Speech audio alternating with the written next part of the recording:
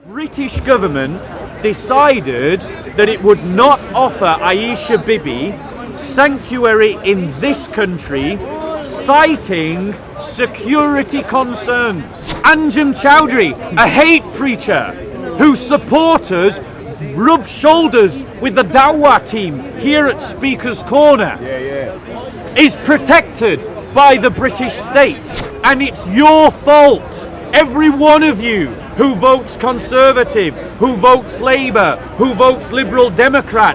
It's your fault. Like the movements in Poland and Eastern Europe, where a muscular Christianity is affecting the state. We need that muscular Christianity in the West to push back against the Macrons and the Merkels, the Camerons and the Theresa Mays. Yeah.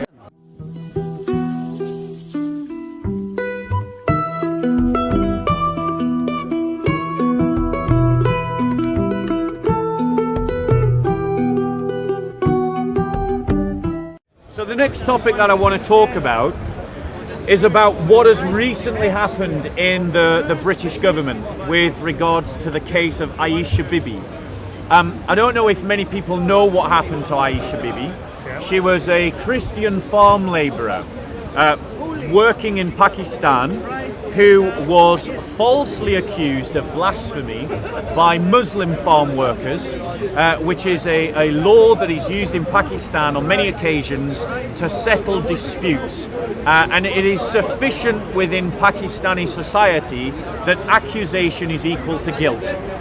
Much like we've got at the moment, where if someone is accused of a sexual offence, even though it might have happened 40 years ago, the Liberal progressives are willing to call you guilty regardless of any external evidence to prove the point. The accusation is enough. Now, Aisha Bibi has spent nearly 10 years in a Pakistani prison for no greater crime than simply standing up for herself when she was defending her faith when she was being bullied by Pakistani Pakistani Muslims. And she has spent 10 years in prison. Her court case finally came to the High Court, and God bless the judges, they did the right thing, so keep them in your prayers. Because now that they have acquitted her, the lives of those Muslim judges is at stake. So please honour their justice by praying for them. Now, the fact of the matter is, Christians called out to their governments to offer Aisha Bibi sanctuary. And the British government decided that it would not offer Aisha Bibi sanctuary in this country, citing security concerns. Now just think about what that implies for a second. The British state has decided that whilst it's constantly professing how it gives amnesty to refugees and how it wants to do its part to help the persecuted Muslims freeing the Ba'athist regime in Syria in their tens of thousands, whilst ignoring, incidentally, the Christian Syrians who can't go to the UN camps because the people that persecuted them in their hometown are the same people in those camps, has basically said that it will not take Aisha Bibi into this country, citing security concerns. In other words, the British government is afraid of the Islamists. The British government is kowtowing to the Islamists, and they are doing it on your behalf.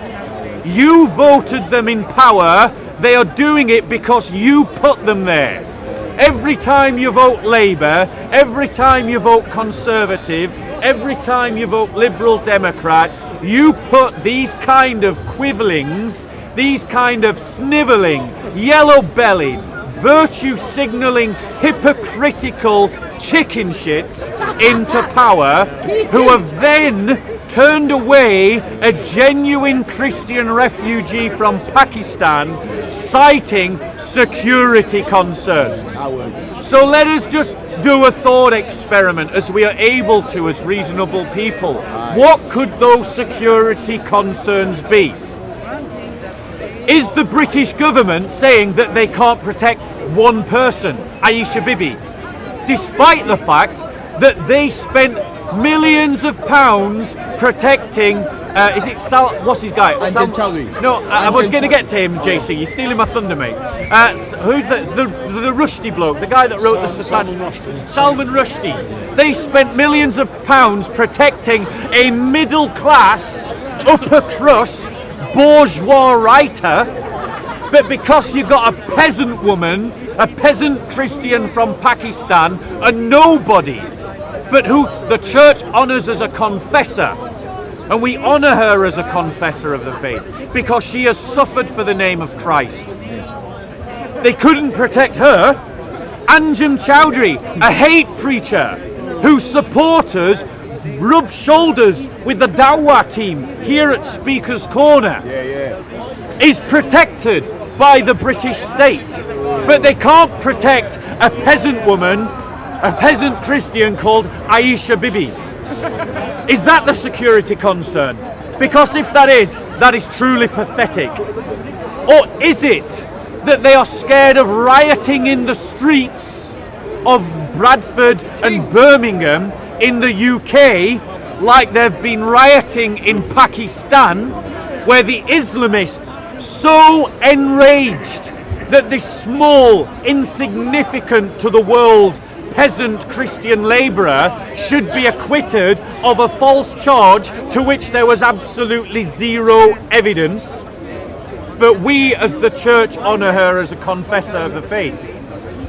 Or are they saying that that's the security concern? What exactly is the security concern that our establishment is so terrified of that they are not willing to offer this poor woman sanctuary? As it happens, God bless the government of New Zealand, they have taken her in. But what does that say about Pakistan? A country that has enough money to build nuclear weapons and the missiles to deliver them, but doesn't have the means to protect its Christian minorities. Why the hell is the British government giving aid to this shithole of a country? Exactly. This country in which Christians are being persecuted is receiving millions upon millions of pounds of your money.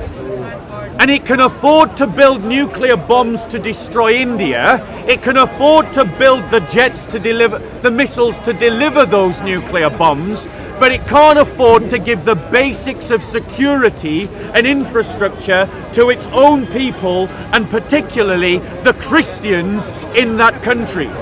And yet your government has deemed fit to give them your money.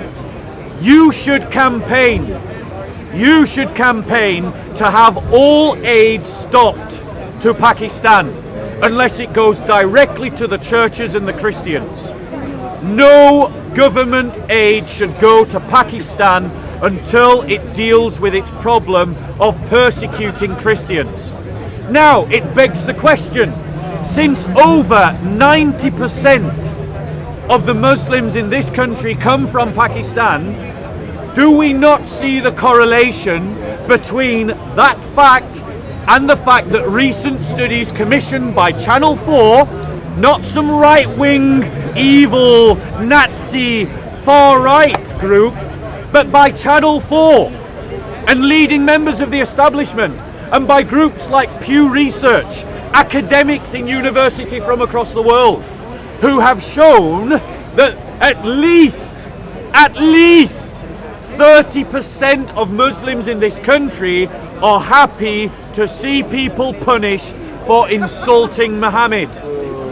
And your government is happy to let that go unchallenged. And it's your fault, every one of you who votes Conservative, who votes Labour, who votes Liberal Democrat, it's your fault. You're the ones that put them in power without ever reading their manifesto, without ever holding them to account for the fact that they are passing policies that never appear in the manifesto, like the Conservatives did when they redefined the definition of marriage. They never had that in any manifesto, and you let them do it. Until you find the balls to stand up to the people that see themselves as your rulers and betters, nothing will change. And you will not find the balls to stand up to your leaders and betters until you have a narrative to order your life that is bigger than the idea of a liberal democracy. And that narrative, my friends, is being a disciple of Christ. Because as a Christian, there is something higher in terms of authority for me than the British Parliament. It is the teaching of the prophets and the apostles. There is something more important to me than liberal civic society. It is the success and triumph of the church. There is something that I am willing to die for, which means that if I am willing to die for it, I am willing to endure every other kind of suffering along the way. And until you have a bigger yes to your life, a bigger yes that is found in Jesus Christ, you will never, ever have the ability to do what is needed to change this society, because you simply will stop when the price becomes too high. But the price is already too high. Your children are being bombed in stadiums. They are being groomed. They are being killed.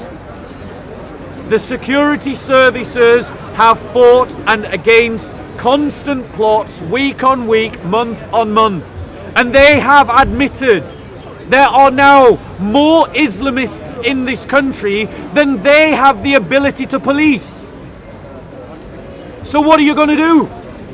Are you going to keep electing the same failed politicians who are working to the same failed political narratives, thinking like a fool or like a dog returning to his vomit that you're going to get something different? You need to think outside of the box. You need to think outside of the narrative that liberal civic society wishes to impose upon you. And you do that by becoming a Christian, by becoming a radical disciple of Christ, by becoming a warrior of the kingdom of God. Now, to be clear, because there will be the idiots, the anti-fascista, the liberal progressives, the soy boys of our society, who will hear what I have said and say, oh, this man is calling for violence. I am not a pacifist, for sure. If you punch me, I will punch you back. But, however, at this moment in time, there is still a way to achieve our ends that does not need violence.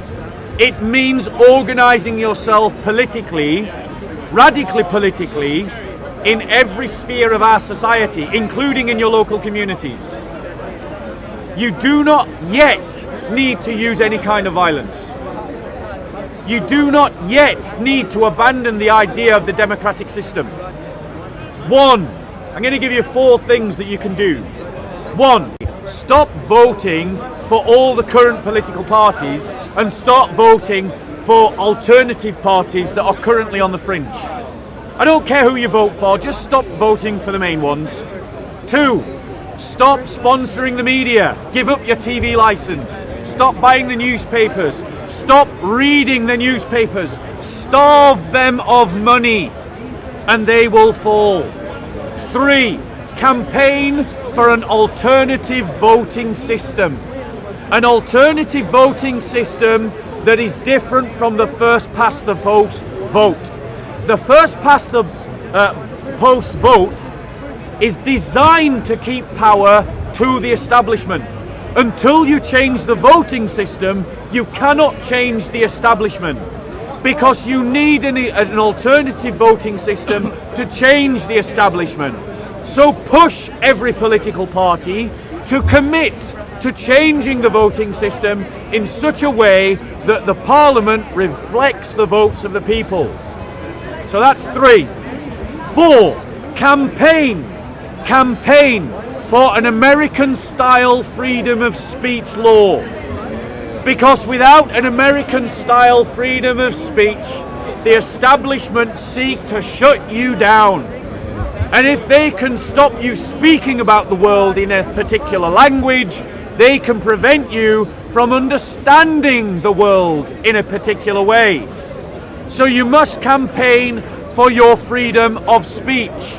My family, set up local assemblies. My family have served for generations in the military. My great-grandfather, who I remember today, who died in the fights around the Somme, I remember him. He didn't die to bequeath to me a nation owned by the soy boy international class that presumed to be my betters today. He died to bequeath to me a free society. And we, in the last 60 years, have fallen asleep and stumbled into an increasingly oppressive society run by an international class who are all buddies to one another. They all know one another. They drink with one another. They go on holiday together. They scratch one another's back and they do one another's favors, and they control you. Until you start throwing spanners in their works, like Trump. Whatever we think of Trump, he's a spanner in the internationalist setup. Like the president of Hungary, who has set up an entire department to help persecuted Christians. Let's pray for that president and pray for presidents like him, because he's a spanner in the works of the international movement. Like the movements in Poland and Eastern Europe, where a muscular Christianity is affecting the state, is affecting the culture. We need that muscular Christianity in the West to push back against the Macrons and the Merkels, the Camerons and the Theresa Mays. Yes. That is what we need. You're not going to find it amongst the Marxists and the communists. Those revolutionary ideologies are built upon a false utopia. And the idea of ethno-nationalism is something that I am totally opposed to. I'm against any kind of fascism or Nazism. What we need is a muscular faith, a rediscovery of our own Christian heritage in the West, and a willingness to push back against those social elites who presume to put our faith in a box where it does not belong. You can do those things. You can do those things. You must get politically motivated. You must get politically mobilized. You must get politically organized. And you must learn to defend yourself against the liberal narrative being pushed by those liars on Channel 4, those liars on the BBC, those people who mentioned the case of Aisha Bibi without ever talking about the plight of Pakistani Christians, who as soon as they could stop talking about the Syrian Christians who are being killed by ISIS, and who never talk about the anti-Christian pogroms in Egypt, who never want to talk about the death camps in North Korea where Christians are dying. You have got to stand up for a Christian narrative. You've got to stand up for a muscular faith. We have had bloodless revolutions in this country before, and it is high time that we have a bloodless revolution again. And until we start speaking the language of bloodless revolution, we will not have one.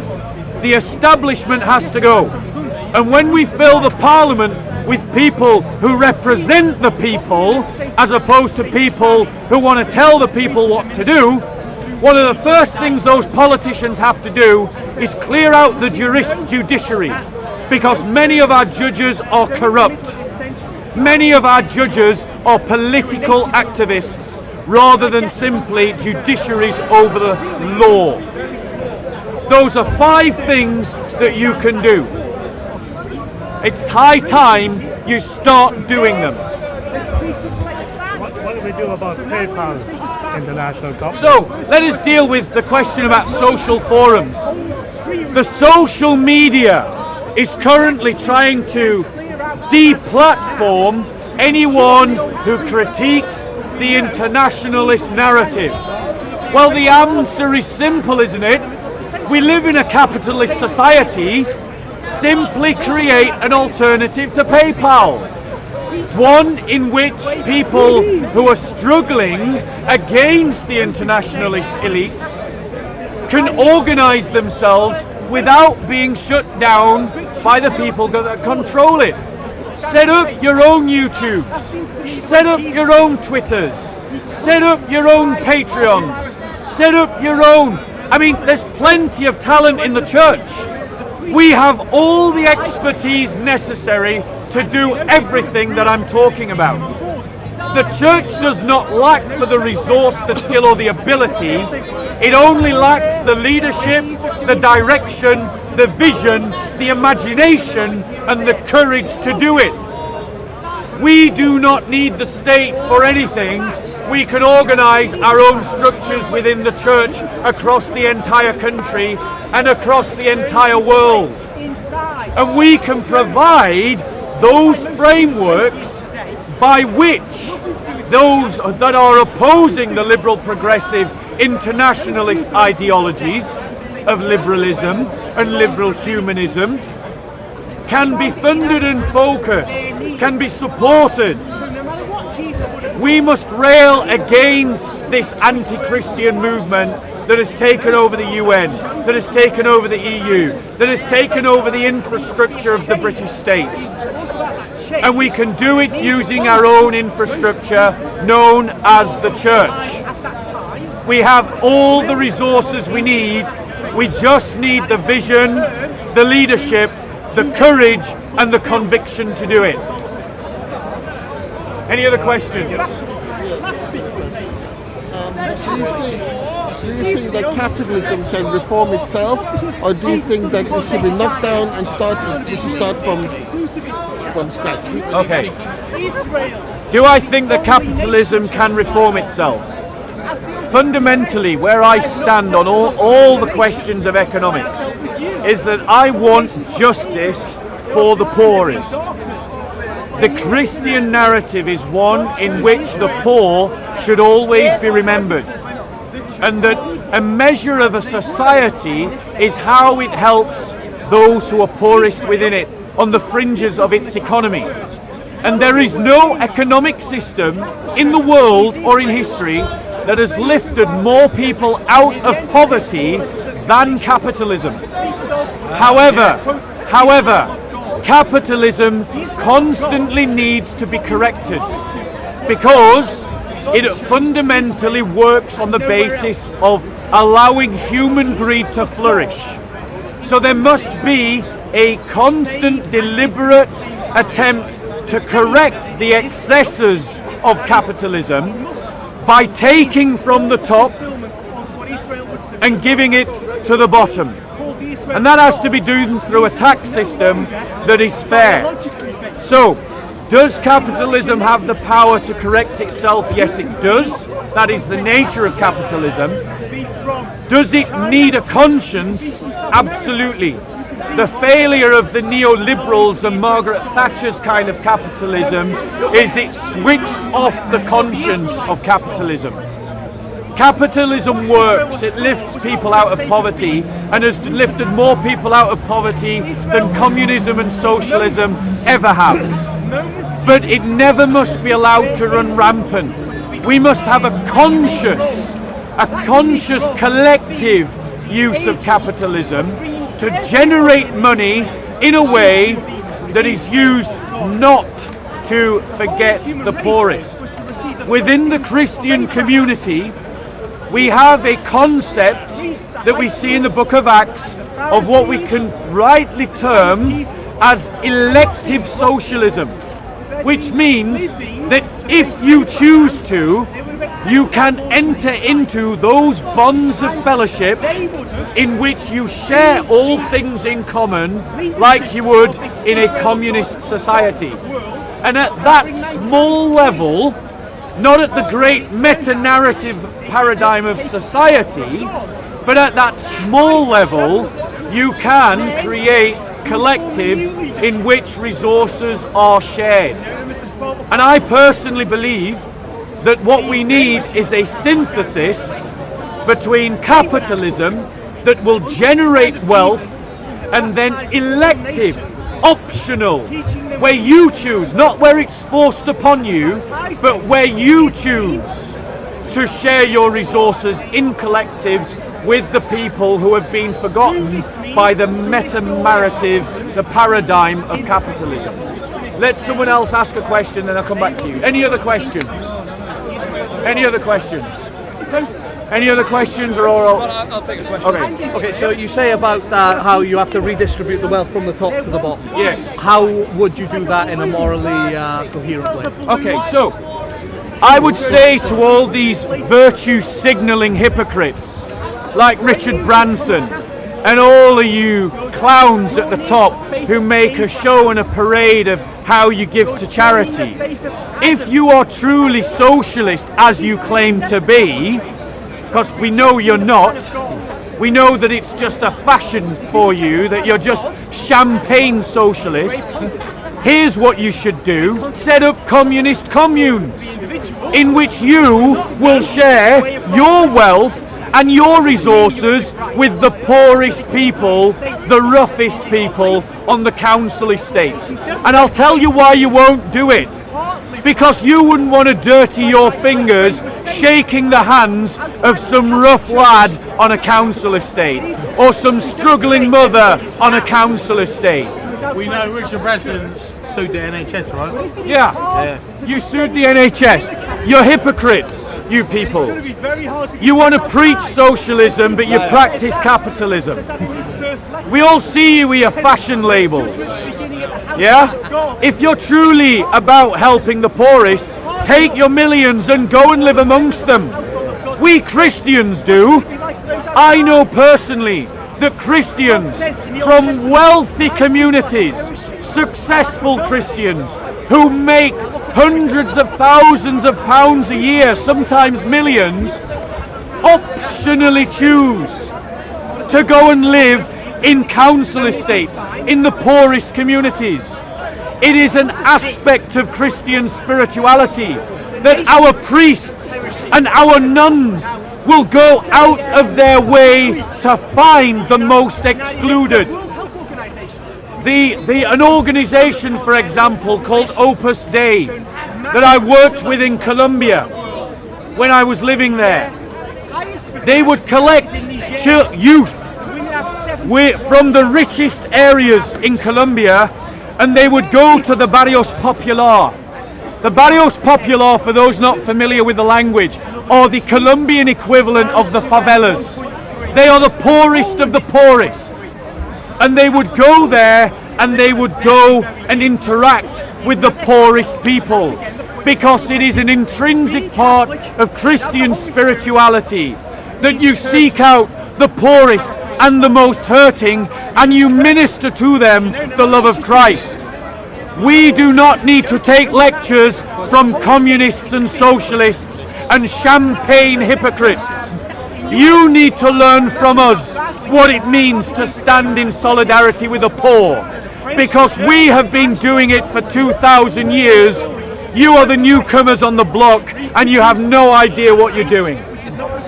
Good question. How do you reconcile that, what you've just said, with the fact that the Vatican, the Catholic Church, has assets of over £8 billion, yet there are many people starving today in Africa, America, and they're living on $1 a day? Yeah, that's fine. I will address that question very easily. This is the kind of nonsensical argument that is made by liberal progressives who have no understanding of the Christian faith or history. Let us just get it into its proper context. In Britain alone, the Salvation Army numbers less than 250,000 people. And it, on its own, this Christian mission, does more charitable work with ex-prisoners, with single parents, with those needing food banks, with the homeless, with the destitute, than any other organisation in the country. The only organisation that does more than the Salvation Army is the state. And that is before we add on to that fact all the other churches and all the other Christian organisations that go out and work with the same groups of people. I am proud of the record of the church in its work helping the poor. The Catholic Church on its own, did you hear that? The Catholic Church on its own does more charity work than any other organisation anywhere in the world, including the UN. The UN, it's arguable, may do more, but that basically means that every country in the world has to organise itself to do more than the Catholic Church does, that the Catholic Church does more than anyone else. So I am not ashamed of what the Catholic Church does to help the poor. Bearing in mind, it was the Christians that launched the Jubilee campaign to end third world debt. It wasn't liberal, progressive, socialists and communists. It was the Christians. We did it. So then directly to answering the question about the Vatican. The Vatican is the heritage of Europe. The Vatican and the Catholic Church is the singular institution of European civilization, particularly in the West. In the East, it's the Orthodox churches, and as an institution, it has travelled through 2,000 years of history, collecting donations and gifts over those 2,000 years. Christians, we want to give our best to God, so we build temples for the church that glorify God, so that we can worship God in places that are of such a prestigious nature to match the high glory that we give to God. The 8 billion assets in the Vatican would not be a drop in the ocean in terms of helping the poor. It would be the equivalent of giving a man a sandwich today so he could starve again tomorrow. The Pope has spoken out, and popes have spoken out, year on year on year on year, down through the centuries, consistently reminding man of his obligation to the poorest. I do not feel any shame in the church in how it has assets. Those are our assets. We've collected them over 2,000 years, and we do more than anyone else to help the poor. Next question. History has shown us that the powers that own all the wealth are going to fight tooth and nail rather than sharing those resources. Other than the potential threat of violence, what are the actual processes in which we can use legal means by which to extrapolate that wealth and share it amongst the poor? So at the moment, for example, a handful of people own more wealth than half the world's population. Yeah. It's just gone beyond, and the people will not take it anymore. And if it continues like this, they will resort to violence. We want to avoid that. What processes would you say, legal processes, in which that wealth could be extrapolated? Okay, so let's just deal with this. We've tried violent communist revolutions before in history. We had them in Russia. They took over the Eastern Bloc. We had them in Cuba. We had them in Venezuela. Look at all those countries now. Communism didn't just fail in those countries, it destroyed them and held them back. Those countries now are playing catch up to the capitalistic West because of the violent communist revolutions. So anyone who's teaching an identity of the proletariat, I want to say as a Christian, I oppose you. Anyone who's talking about class solidarity, I want to say as a Christian, I oppose you.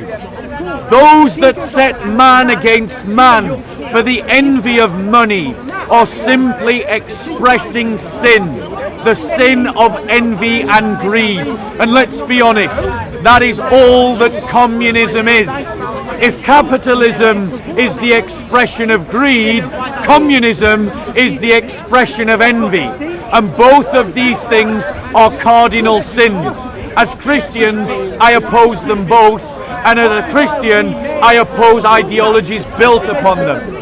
In terms of the question, the legal framework by which we can redress the imbalance is to create those predicates within our society in which the gospel advances and more people convert, including the richest. And when they are rich, they, by the nature of their faith, will be inspired to give more to the poor, to release more of their wealth. And then the state can also facilitate that by legally constituting societies within society in which those who want to be communist and champagne socialist can prove the virtue of their rhetoric by taking their millions and living with the poor as we do. So the state can facilitate redistribution. It can do it in its taxes, so long as those taxes are not such a weight that they oppress capitalism's ability to produce wealth.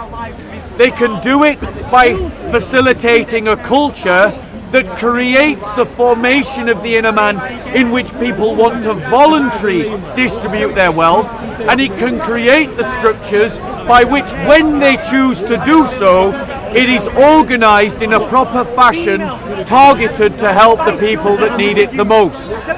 We need a bloodless revolution in our society. What we must not listen to are those champagne socialists, those virtue signalling hypocrites, people like Jeremy Corbyn and his Marxist ideology, who want to push some crap about class solidarity. Let's be clear, the Labour Party failed the working class. It was Labour MPs and Labour councillors who were oppressing and seeking to brush under the carpet the fact that working class girls were being groomed by Muslim gangs. We don't need Labour in this country. We don't need the trade unionists. Those trade unionists are simply using the narrative of the working class to make themselves rich, to push their own ideology. They too betrayed those working class girls who were abused by Muslim grooming gangs. We don't need these communists. What we need is a rediscovery of a muscular Christian faith, a heritage older than the UK, a heritage older than the EU, a heritage older than Karl Marx, a heritage older than socialism. We need to rediscover that faith and to stand on it and to push back against all these phony revolutionaries and all these virtue signalling hypocrites and all these internationalist elites and these Islamists, gangs and thugs that are seeking to take over communities. That's what we need, and we need it sooner rather than later. Any other questions?